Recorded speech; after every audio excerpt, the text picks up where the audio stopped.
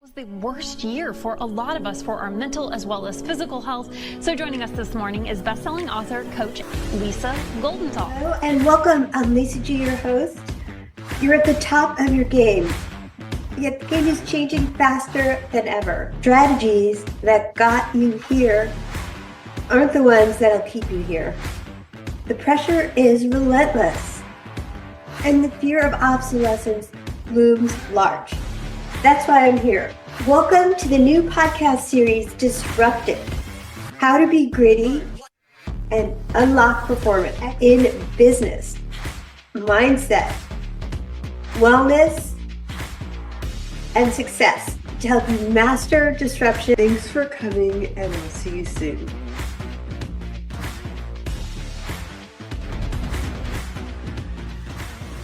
He completed his medical degree, served as an interventional physiatrist. First 3 years of practice were not at all unusual, and his practice was growing steadily when in 1999, Dr. Matthew Michaels diagnosed with a critical illness that required extensive treatment, including a leave of absence, chemotherapy, eventually bone marrow transplantation. Michaels retook his medical boards, including a specialty board, starting to return to part-time work as an interventional physiatrist, maintaining his board certification, working full-time in clinical interventional pain. Dr. Michaels has suffered from chronic back pain since the age of 12. This back pain has at times been disabling, but ultimately served as a tool for self-discovery, self-education. He wrote a best-selling book about his methods for treating back pain titled Take Control of Your Back Pain Practice. Welcome, Dr. Matthew Michaels. Thank you. Wonderful to be here, Lisa. I'm so excited to welcome you to the podcast, and I really know we had a chance behind the scenes here to really talk about all of your beliefs and everything you've learned. And I know it is said that through all the pain we've all been through, that our biggest teachers and lessons come along. So why don't we start at the beginning with your story, because it's insane. It is kind of crazy. And the bottom line there is that my experience with this illness started in 1999. It was an autoimmune disease, an inflammation of the brain that caused a lot of problems, including multiple seizures per day at the beginning. I was first told back in 1999 that I had a glioblastoma, which would be the most malignant form of brain cancer. And I was told that I would probably be dead in 6 months and I should go home, get my affairs in order, and prepare to die. That at the age of 33 was not a fun experience. And the bottom line is that just based on the general issues of what was going on, the odds were that the doctor would have been right, that that's actually what I had going on. So I believed him, and I kind of really got lost in the grief and the fear of dying at that point. But ultimately, as time went on, I had brain biopsies that came back negative for cancer, but positive for inflammation. The second biopsy put me in a coma for 2 weeks, and that then led to an open biopsy of actually a brain surgery that looked further. Again, my slides went all over the country looking for viral DNA, for fungal DNA. Was it an infection? Was it a tumor? Really, they couldn't figure it out. And so long about September of 1999, I decided myself that my doctors really were not going to be able to figure this out, and I would have to look at it myself. Right. So I literally went to the hospital, requested my records, went home with a giant file of records because it was all paper back at that time. Yeah. Poured over my own notes, my own charts, looked at the slides myself, saw the inflammation of brain and blood vessels, and decided for myself that this had to be an autoimmune disease. Wow. Went to my doctors and told them that I need chemotherapy. They were still fearful and nervous about hurting me, which is what doctors are supposed to do. Be careful. But I felt as though I was on the verge of heading towards death in any case because of the damage that was being done. And so ultimately, we did get chemotherapy done, and it completely shut down the disease. The seizure stopped immediately. Wow. But then within about 3 to 4 months, they started coming back. So I had more chemotherapy, same thing again. And this went on for 4 or 5 rounds until my bone marrow stopped responding to the chemicals that were supposed to bring the bone marrow back up. So I knew that I couldn't just keep on having high doses of Cytoxan every several months because ultimately that would kill me. So I contacted Fred Hutch Cancer Research Center in Seattle about a bone marrow transplant for autoimmune disease. They were one of two places in the world that did that at the time. The other was in Athens, Greece, and I wasn't going to go there. Right. So I spoke to the medical director of the program at Fred Hutch, and they agreed to do the transplant. That then happened in February through June of 2002. That was curative. And at that point, I began my convalescence. Now, I went through a lot of chemo, a lot of radiation, things that could have easily killed me. But when I became sick, I was a competitive triathlete. So not a professional by any means, but getting to the point after having just started of going to top 10 for the age group. I believe that the fitness that I had at that time kind of allowed me to survive and thrive through the treatment. Plus being a doctor too, I mean, who else would have known to pour over your records and diagnose yourself and insist on treatments that weren't even recommended by your team? Yeah, I mean, that helps. I can tell you that I know other very bright people who are going through similar kinds of experiences. I know a guy with stage 4 lung cancer who was basically told that his life was over, who has found a way to survive. He's using a variety of other treatments that are not recommended by his doctors, but it's the never give up philosophy. Do the research, be active, be engaged, decide for yourself what you're going to do. And so he actually is several years into this with cancer that has spread throughout his body, including to his brain, and actually going back to work now. So the fact is that was a horrifying experience that kind of makes me feel like mine was almost trivial. And so it is always possible to wrap your hands around your own problem and take action. The fact is, though, that whether you're ill and trying to survive or whether you're healthy and trying to just stay healthy, you can never be passive. You have to take action. And that just means eating better and exercising more often, controlling your stress and anxiety. Then you have to do those things, because if you're passive and complacent, that leads to decline and death. And that's the basic lesson there, is never, ever, ever let life roll. I love that. The human body, the human spirit are designed for stress. That's what we're designed for. Right. When we become complacent, we slide downhill. Well, I wanted to speak to you about this, and it's fascinating to me because I've always believed that whether you're a doctor or you just know a doctor or you don't believe in doctors, your health is ultimately your own responsibility. And I really love your resilience and how you bounce back from that and how you serve others based on all the things that you've been through with your back pain and surviving this horrible autoimmune disease. And I also want to talk about something we both share in common as a passion, health, and fitness. And how has that helped you bounce back? And how can that help our audience also too? Because we're in an epidemic and a pandemic of mental health problems, weight loss problems, and not just a pandemic. Well, that's a lot of questions you just asked. So let's unpack those. The first was about fitness. Right. So for me, the fact that I really felt like the fitness that I brought into this illness was critical in my survival, and my not just surviving, but coming out the other end in a place where I could actually go on to live a real life. Now, I had been so sick that I had disability insurance that had given up on challenging my diagnosis. They had basically committed to paying me until I was 65, my disability benefits, but I hated the idea of being at home and not working. Right. So I actually went back and retook my medical boards to prove to myself that after having had a brain disease, I was still able to think and reason as a doctor should be. So I did that, passed just fine, and slowly built myself back into practice. I volunteered in a medical clinic for years.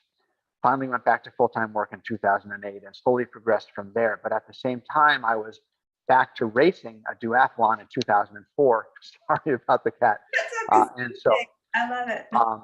I was able then to do a duathlon in 2004. I was slow, much slower than I'd ever been before, but I did okay.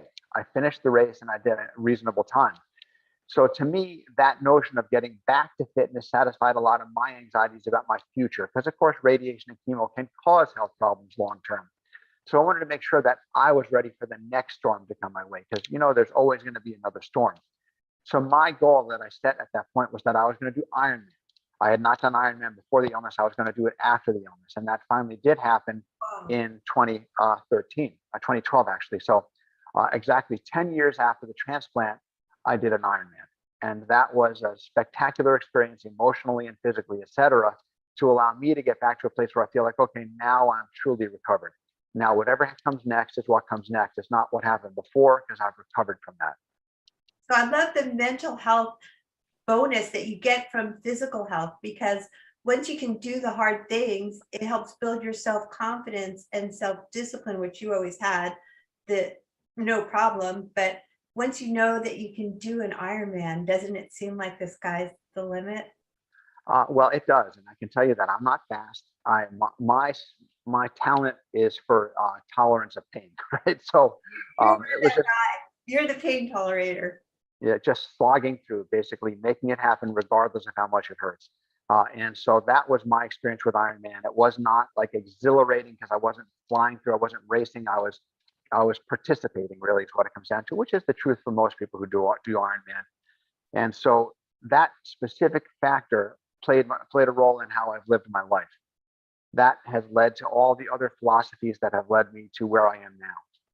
Well, I just feel like people in our audience today, we're all going through so much. I've shared with you some of the stress that I've been through in the pandemic and living here in Santa Monica and getting shut down, not being able to see people, being here by myself. And then the Black Lives Matter was like right over here. And it was like one thing after another. And then someone wrecked my car. And I feel like the resilience and the grit that you have to be an entrepreneur, to survive an illness. How can you advise other people to stay resilient, never give up, just take your health into your own hands and keep fighting the good fight with grit? Well, in all honesty, one of the ways that I think about this myself when I'm under a lot of stress, for whatever reason, bad decisions that I've made that I have to cope with and recover from. The fact is that life is supposed to be challenging. The human body, mind, and spirit are designed for challenge. When we're not challenged and we become complacent, it's important to remember that life is a downhill slope. Life is lost. That's the very Buddhist philosophy. We are all going to die. That's just the way it is. We're all going to age. You can't stop it. You might be able to slow it down. But the fact is, you always have to be working to at least hold your ground in life. And so when it comes to these various issues of stress and anxiety, recognize that stress is a good thing that helps you cope and be more resilient. So don't think of it as, oh, woe is me, I'm under stress, I made a bad decision. Say, okay, this is life. This is the nature of things. I just have to adjust and adapt and do what I can do to stay on track and use this experience to make me better. What doesn't kill you makes you stronger. Very important to know it. And I think that really helps inform decisions that you're going to make tomorrow when the next bad thing happens, because you know it's coming. Well, I wanted to talk to you about that because I know everybody's out there has their thing. It might not be a life-threatening illness or whatever it is, but to each of us, that thing is the thing that we need to slog through, and the stress is good, and we need to have health and fitness to help be unstoppable. And I know this is a completely random other topic that jumping to another level, but I know you and I have talked about this before, and I wanted to talk about how can we actually change how our genes are expressed. Well, so what we're talking about really is the topic of genetics versus epigenetics. Right. And this is a very important topic. The fact is that our genes are the blueprint that we're born with. How those genes are expressed depends on the way we live our lives. And, there's a lot of examples that can be extreme as far as our bodies can be completely different based on what we put in them and how we live. So, for example, there's examples out there of twin boys who are born. One decides they're transgender before puberty and goes on female hormones. That person grows to an adult looking completely female, whereas their brother is completely male, and they're genetically identical. Right. So epigenetics is extremely powerful. It can change everything. So you have to recognize that decisions that you make today, the decision that you make to eat this or eat that, to exercise or to not exercise, will both turn on and turn off the genes that are available to you. And so from there, recognizing that you're born basically with a genetic potential for things like strength and flexibility. And how you do things throughout your life is going to determine where on that spectrum you're going to end up, at the bottom of your range of flexibility or at the top of your range of flexibility. So most Olympic gymnasts are born with a fair degree of genetic potential, but they're not going to realize that potential if they're not training to achieve the highest level that they can for their genetic potential. So what we're talking about is optimizing your potential to be as healthy and resilient as you can possibly be. And so recognizing that the decisions that you make all day are critical. Am I going to eat that cookie or not? If I eat that cookie, am I going to stop after having had one, or am I going to go ahead and eat the entire box of cookies? That is going to turn genes on, turn genes off for insulin metabolism and for various things. So recognizing that your genetics are not locked in, you can be better, you can do better, and you just have to start making the right decisions. Now, there are platforms for that. There are genetic tests out there that not only will help you know what your genetics are, but know how your particular genes are going to be influenced by your behavior, by whether or not you're exercising or eating properly. And by your mental health too. Like, it's sort of like, who do you want to be in the world? And are you going to let things take you down? Or can you go outside? Can you take some quick breaths? Can you change your state, as Tony Robbins would say, and show up in a more energetic way? Or is this thing like my car that just got me down going to drag me down, and I can't show up for the other people that need me to influence them? So it's the thing that I love about epigenetics. There's so many things, but I hate excuses so much. And so many times I talk to people, as you do too, in our mutual passion for weight loss, where it's like, yeah, I just have these Jewish genetics. So I have Jewish genetics and I don't rest on them. Or yeah, that's just how my hips are, and that's just how my family is. And when you give the situation and the citation rather of the twins, it means that just because you have certain genetics, they're not going to have to be expressed and make you obese unless you are eating the cookie. And just even getting back to the cookie also too, how do you forgive yourself and move on? You know what? I very much agree with that, because I think I've seen for a lot of people that as we're trying to make good decisions, and I would consider the term not really about weight loss, but having a healthy weight all the time, trying to maintain that level of healthy weight, because most people who've tried to lose weight know it can losing weight is not that hard. Everybody can lose weight, but then getting to a place where you can keep your weight stable is very, very hard to do. Right. But the idea there is to recognize that one bad decision does not make you a bad person. You don't have to feel guilty and say, okay, I had that cookie and then I had 3 more and it's over. I'm going to give up.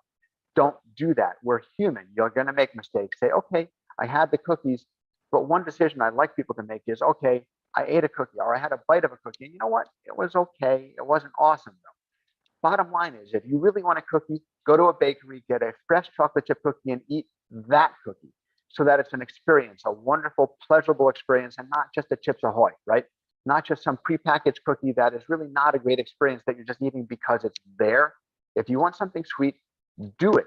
Go out, let that experience roll through your body so that you don't crave it again for a long time.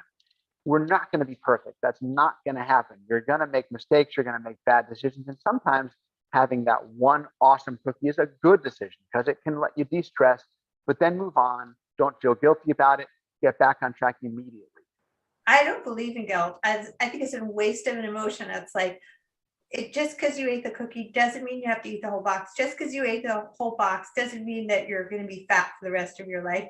You have Indeed.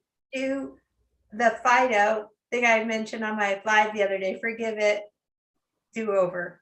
You can't just stay there. You got to just Fido out of there. Forgive it. Roll with it, learn the lesson. Don't be passive. Don't just accept I'm going to eat the cookies or what's in front of me. I'm going to eat them. Be more active. Say, I got to have something sweet. I'm going to go to my favorite ice cream shop and get an ice cream cone because I feel the craving for sweet, but just kind of junky prepackaged stuff. Don't do that. If you got to do something to kind of indulge yourself, do it. Go to your favorite coffee shop. Have that awesome cranberry scone with a good cup of coffee or a cappuccino. Do something that it's an experience that you're going to revel in so that it can kind of live in your brain for a while so you're not looking constantly for the next divergence. Yeah, and enjoy it, because it's not what you do 10% of the time that's going to affect your genetics and your body. It's the 90%, it's the 85%, it's the 80%. Like, can you be 80% good and enjoy it if you mess up? And we all mess up, and then you start over and you're like, I enjoyed that cookie. Instead of I'm an idiot, I ate the cookie. Just change.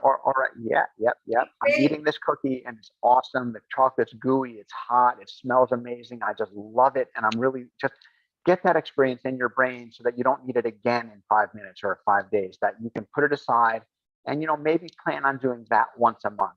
Because again, we're human. We have to do things that we love and enjoy. that's part of the process, is understanding how to indulge, but indulge in a way that's meaningful and allows you to move on with your healthy lifestyle. Well, Dr. Michaels, this is like some fabulous information. Is there any other information you want to leave our audience with about how they can be unstoppable like you were with your illness and your back pain, and resilient and have grit and keep going through this pandemic? Because we got your back. We want to support you, you guys. Absolutely. And so there are two things that I think are very meaningful from my particular experience. One is specifically about my specialty, which is back and neck pain. I've written a book about that called Take Control of Your Back Pain. Learn how to stop hurting yourself. Because in my opinion, back and neck pain is not about some old injury or some genetic issue. It's about the way we live our lives every day. You can re-injure your back. You can make it more healthy based on your posture and movement and understanding the underlying problem. When you understand what's happening in there to your discs and why they hurt, and why it is that something as simple as washing the dishes can throw you into a flare-up of pain, that you don't have to go pick up a bag of concrete to hurt your back. Just bending the wrong way can cause the same problem. And that just changing your biomechanics, changing the way you stand at the sink or the way you run the vacuum cleaner, can have you not go into a flare-up of back pain. That's what my book is about. And I think it's very meaningful because it really can take you from being a back pain patient to being a person who has some back pain, but it's just part of who you are, not a big deal. It doesn't change your life. That's where I want people to get to, and that's what my book is about. Additionally, I am the chief medical officer for a company called Clinical and Herbal Innovations, Inc., which our flagship product is called Panoxol, which is a combination of 2 amino acids and 4 herbs for cardiovascular health. This is the kind of thing that I also think is meaningful. Having this product in your system, the horse chestnut, the cayenne, the red yeast rice, the ginkgo biloba, these things induce nitric oxide, dilate your blood vessels, and improve blood flow. It's the kind of thing that for me, it's important to take every day to control my blood pressure, to get better blood flow. I believe it actually helps me with my workouts and my recovery. Having your own go-to, Panoxol might be the right thing for you. It might not be, but I encourage you to look into it and try it. So Panoxol, Panoxol is a tool, again, a tool that we can all use for better health. We'll put the links in the podcast when we send it out. So where would you like to have people find you? So they can certainly find me at panoxol.com. That's my product. It's a meaningful thing that I think people need to look at the very least. And if they're not going to use that product, find some other way to induce nitric oxide naturally with natural substances. Then my website, which is Take Control Pain, and then Take Control Pain /success. There are a series of videos where I'm speaking just like this about the tools to control back pain. I think this can be super meaningful. I've had more success using this process of teaching people about the biomechanics of back pain rather than giving them a nerve block or a nerve ablation. Those things can help, but they don't change the problem. Understanding the problem and stopping re-injuring yourself, that's the key. And that's what these videos are about. Well, prevention is everything rather than just managing symptoms. I'm so glad that I got a chance to finally sit down and talk to you. And I hope we get a chance to do this again. So thank you for helping our audience be unstoppable, Dr. Michaels. Lisa, thank you so much for having me on. It's been a pleasure.